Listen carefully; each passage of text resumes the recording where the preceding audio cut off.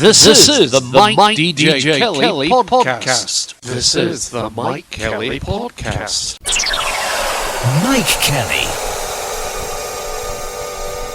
So here we go. It's time for issue number 21 of the all-new, improved, bigger and better, shorter than short, shabby MikeDJKelly podcast show, which we insist you should tell your friends about. Or, to put it another way... So here we go, it's time for issue number 21 of the all-new, improved, bigger and better, shorter than short, shabby MikeDJKelly podcast show, which we insist you should tell your friends about. What's happening? I'm waking up and Whitney Houston is in the charts, and Radio 2 had the new George Michael single as record of the week. What's happening to me? Am I stuck in some unsavoury soul music time warp? Regardless, let's press on. The 18th was Winston's 7th birthday. A few cards, one extra strength durable doggy toy, and a few extra biscuits, and all went well. On this week's podcast. This issue includes random thoughts and observations, and news stories that the others leave well alone. Coming up, competitions, radio, TV, cracked planes, pooing trains, Book of Dreams, and Venice flooding. Who'd have thought? And a whole lot more. This is the shorter than short Mike Kelly Podcast. So let's crack on. Off we go. Money in the slot. Power on. Key in the ignition as we head off on another action-packed audio adventure with the cheaper than cheap Black Friday podcast special. This is the Mike Kelly Podcast. Many years ago, a work colleague told me that if you put Menwith Hill in an email, it would be intercepted and read by faceless bureaucrats. Well, in an effort to boost listenership, I shall be mentioning Menwith Hill, not Harry Hill, in this podcast. If you're not from around here, you might be saying, Menwith Hill? What the flip is that? Well, it's a bit of farmland near Kettlesing, which is where the Queen's Head is. Excellent food and booze, worth a drive, and depending on which direction you approach from, you will see the vast array of very large white golf ball-like objects that make up Menwith Hill. To quote the Yorkshire Campaign for Nuclear Disarmament, Menwith Hill is one of the United States' most important overseas bases, playing an integral role in the broader strategy of US global power protection. Nominally an RAF base, it is operated and controlled by the National Security Agency, established in total secrecy by President Truman in 1952. The NSA is responsible for all US signals intelligence activities, essentially the interception of electronic communications, both military and commercial. So now you know. And that's why I'm saying Menwith Hill. Golly gosh. So as ever, not much of quality on TV to watch, but I feel we are descending to a new level with Ant and Dec's DNA history. Who would want to watch that? It's less than a year ago that one of them was drunk and crashing in a car. Anyway, at Greg Scott TV on Twitter, he wrote, Dear at Ant and Dec, I have a feeling I might be related to Dec. Think about it. We've both been on the telly, we've both eaten potatoes, we've both been babies. I've been to York, you've been to New York. It all adds up. See you soon, bruv. If you want to get in touch about anything to do with the Shorter Than Short podcast show, please use either of the following to contact us. Or if you want to send your own stories for the next episode, email cuttings or sound clips to at email hello@mikedjkelly.co.uk or on Twitter at MikeKellyDisco. Competition time. Who is this? Born on the 9th of December 1934 in York, she is an English film, stage and television actress. She made her stage debut in 1957 with the Old Vic Theatre Company. She also branched into film work and won a BAFTA award as most promising newcomer. She drew rave reviews for her leading role in the musical Cabaret in 1968. She starred in the TV shows A Fine Romance and As Time Goes By. Her other Oscar-nominated roles include Mrs. Brown, Chocolate, Iris, Mrs. Henderson Presents, Notes on a Scandal, and Philomena. I'm missing out one of her biggest roles as that would make it too easy. Who is she? Now just think for a moment. car windscreen wipers, aren't they clever? Maybe a single blade doing all the work, or two blades moving the same way at the same time, or two blades working the opposite way round, meeting in the middle, or one big blade and one little blade. It's all so clever. This is the Short of and Short Mike Kelly Podcast. Talking of cars, on a recent journey in the dark during the monsoon season on the M1, we were travelling north from Leicestershire, and I can honestly say it was the worst driving conditions I've ever driven in, and it felt so unsafe compared to how it used to be. One long stretch of a journey in Nottinghamshire or Leicestershire saw us driving in torrential rain with masses of surface water and a 40 mph speed limit. If that was not enough, it was a live motorway with all lanes in use, no hard shoulder, the street lighting was not working, and for some unknown reason, no cat's eyes to mark out the lanes. We passed at least 4 broken down vehicles, which meant overhead signs showing the near side lane as closed. How unsafe. Total bloody nightmare. And on the subject of rain, what's this about Venice flooding? In my mind, that was one of its main features. But no, they say cruise ships and climate change have led to increased water levels and floodings in parts not normally used to seeing water. But it does make you think, if Venice is flooded, South Yorkshire and the East Midlands are flooded, and many small islands that are likely to disappear due to climate change, including the likes of Solomon Islands, Maldives, Pooh, Fiji, Seychelles, Cook Islands, French Polynesia and Kiribati. But it does make you think, more rain? Where does it go? Where will it go? Do we all have to live on higher ground? And will once scenic riverside properties become a thing of the past? Will we eventually run out of dry land to live on? I did think the jetsetter.com website seems to be living cloud cuckoo land, as its opening line on its website reads as follows. Climate change is no joke, folks. With rising sea levels, coastal soil erosion, and increasing global temperatures and extreme swings in weather patterns, a clutch of Earth's most idyllic low-lying islands run at the risk of disappearing in the next 30 years. Time is of the essence, so skip adding them to your later-to-be-lived-out bucket list and plan your getaway now. Not as if jets and cruise liners are contributing to this in any way at all. Anyway, final note on flooding. What can councils do? Building flood alleviation schemes seem to move the problem further down the river. Why can insurance companies refuse to insure properties in flood zones? Why not £10 extra for everybody to cover for this, a bit like we do with uninsured drivers? And on that note, why is car insurance so much more than house insurance? My car insurance is now down to a pricey £350 for a 10k car, whereas my house and contents insurance, 300k, is covered for £150. This is the Short of and Short Mike Kelly Podcast. On insurance, how long will it be before we get a new clause in house insurance contracts about opening doors to strangers? I mean that advert for the Ring door operating system, where the delivery guy with the parcel turns up, person sees him on phone carrying large box, opens the door for him. Would not take too much effort to look like a delivery person and start targeting homes with these systems, get the owner to open the door and then take what you want. Golly gosh. Interestingly, the Reverend Richard Communard Coles on Twitter says it is 40 years ago since hairy biker Dave Myers was working as a TV makeup artist and painted the white stripe on Adamant's face for his TV appearance. This is the Mike Kelly Podcast. Also on Twitter, Kate Lister, a university lecturer from around here and owner of the whoresofyore.com website, said, me and my parents were talking about a specialist sock company, no computer or phone searches, but next time she went on Facebook she received a targeted advert for the same socks. How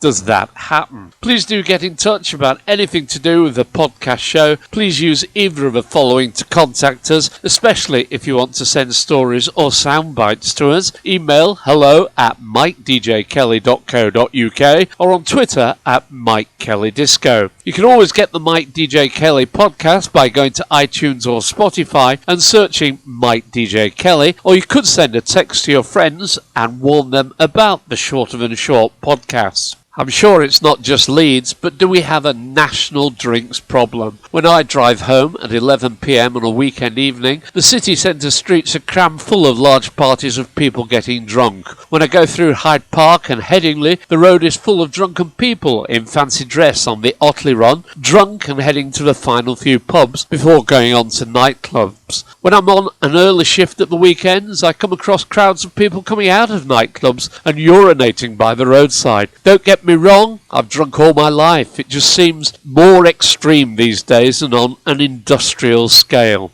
Is that true? My favourite Christmas ad so far is for Marks and Sparks jumper advert, where everyone is moving around to House of Pain. Jump, jump, jump around. Worst by far is the Book of Dreams, which is an advert for Argos and their catalogue. What sort of bloody dreams are these? Now here's a tasty story. According to The Guardian, a pledge to end the dumping of human waste on rail tracks in England and Wales by the end of the year will no longer be met. Network Rail and train firms have admitted. In 2017, the Department for Transport had said all franchisees would compel firms to ensure trains had modern toilets, but several operators have now applied for exemptions. Labour said it was totally unacceptable that railway workers continue to endure such unsanitary conditions in the 21st century. East Midlands Railways, whose contract was awarded to Abella only this year, may not phase out some offending rolling stock until 2023,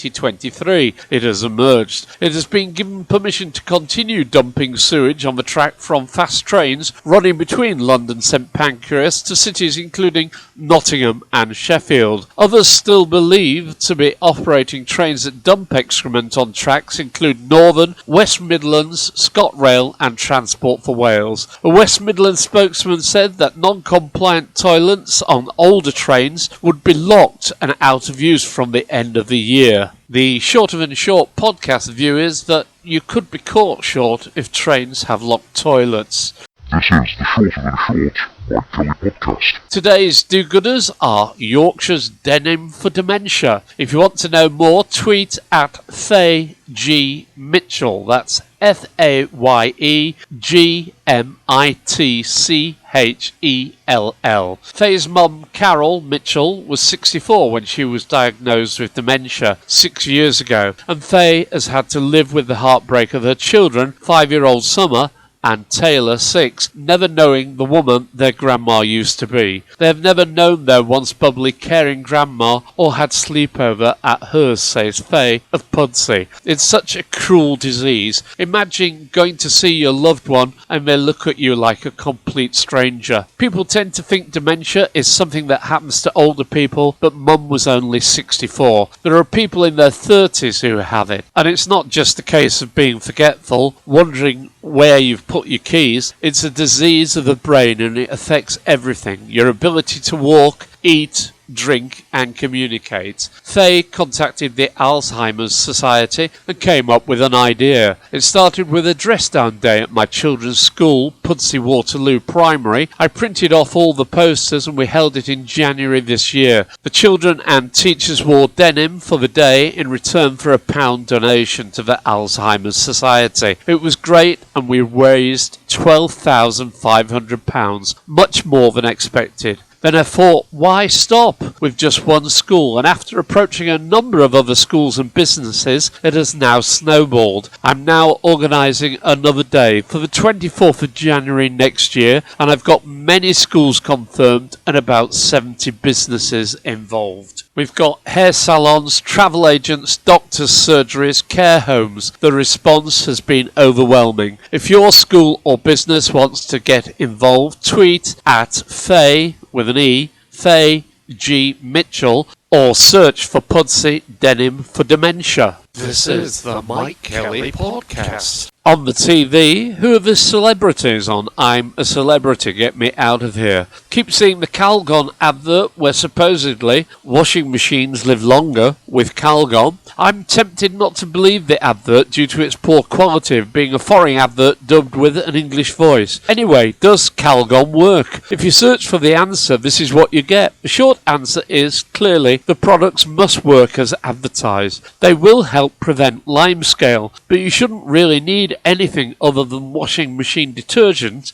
if you use it correctly. Washing machines can last longer with Calgon, but that doesn't mean they can't last longer without it either. Is that true? Listened to Absolute Radio recently, and the presenter said his name in every link. There should be a law about presenters saying their own name. Had to turn him off in the end. Are you still wearing your Fitbit to measure your daily routines? What do you do with the data it provides? More importantly, now Google have bought Fitbit, what will they do with your data? I saw an advert for the Meatless Farm that specialises in making items that look like meat products but do not contain meat. Is it me? If you don't want to eat meat, do you want to eat something that looks like meat? Interestingly, I see that to make a litre of almond milk takes more water than it does to produce a litre of cow's milk. You might recall in the last poddy I mentioned that Robert Peston, in one of the ITV special news shows from the lawn at Westminster, when he was heard to say the wrong word instead of Brexit,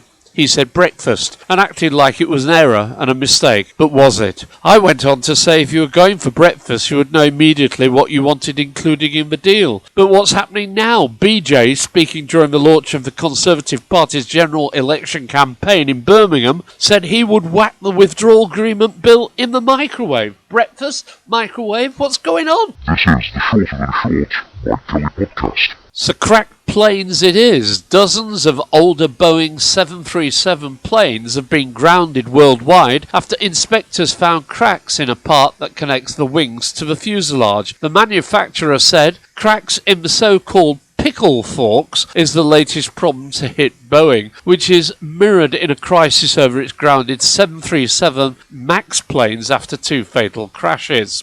The inspections were conducted after Boeing warned about the issue, and the Federal Aviation Administration ordered inspections within a week for aircraft that had flown more than 30,000 flights, and for aircraft between 26,000 and 29,999 cycles within 1,000 flights. Boeing said that more than 1,000 planes met the condition for the inspections and less than 5% qualified for repairs. The repairs cost at least $275,000 for both wings, according to aviation consulting firm IBA. Let's guess the song. Yep, it's competition time, but no prizes. What is the song that these lines are from? Rows and rows of disused milk floats standing dying in the dairy yard, and hundreds of lonely housewives clutch empty milk bottles to their hearts. Name the song and the artiste. If you want to get in touch with this top-rated, much-listened-to podcast, please contact by email hello@MikeDJKelly.co.uk or on Twitter @MikeKellyDisco.